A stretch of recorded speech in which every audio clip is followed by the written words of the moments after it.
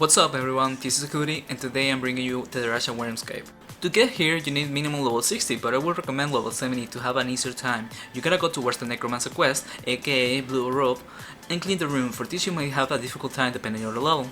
As you can see, I did it at level 75 and used energy walls to have an easier time, so I recommend you do the same. Once you're done, just head east and you'll get to the spawn. The entrance is fairly difficult or risky depending on your level. My very first time here, I just tanked the worm on melee range to avoid luring more. After a few hunts, I started getting more comfortable with the spawn and I started to just haste down to the south side and usually end up with 2 at a time only and run them in circles and in the lava spot on the southwest. This has its risk because you could still lure 3 or more, so be careful. Worms are fairly popular for most occasions and I did get a lot of suggestions to go hunt them, but it was a lot harder than you might think. One of the spawns that I thought would be the easiest was on Liberty's Bay Mountain, but it turns out it wasn't. Because of the terrain there, it's hard for a low level paladin to outrun the worms. That's why it ends up being a bad spawn until probably level 70 or 80, and by that time it's not even that good anymore. Also keep in mind that both Liberty Bay worms tend to be more popular for mage and team hunts, so that also makes it a worse spawn.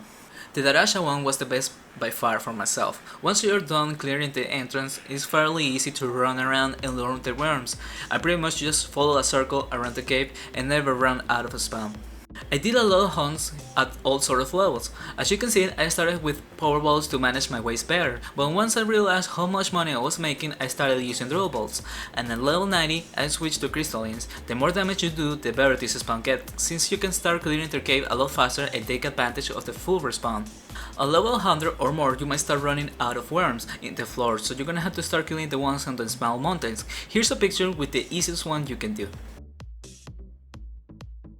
For supplies, I recommend first of all having mana leash on both weapon and helmet. With this, you're gonna need only around 20 strong mana potions, mostly for getting in and out of the spawn. While hunting here, you shouldn't run out of mana, and if you're using durables together with the imbus, you can afford to use spells on each attack and still don't run out of mana, which is why this spawn is so good. As for the profit, usually with the gold and worms skills you should have enough to cover your waste, and any item drops you get is technically your profit. This can get on average 10k with bad luck.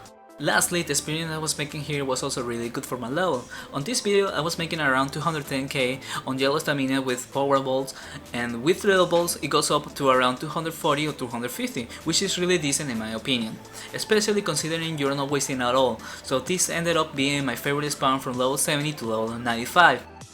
And that's it for today. I hope you try it yourself and tell me your results. See you next time.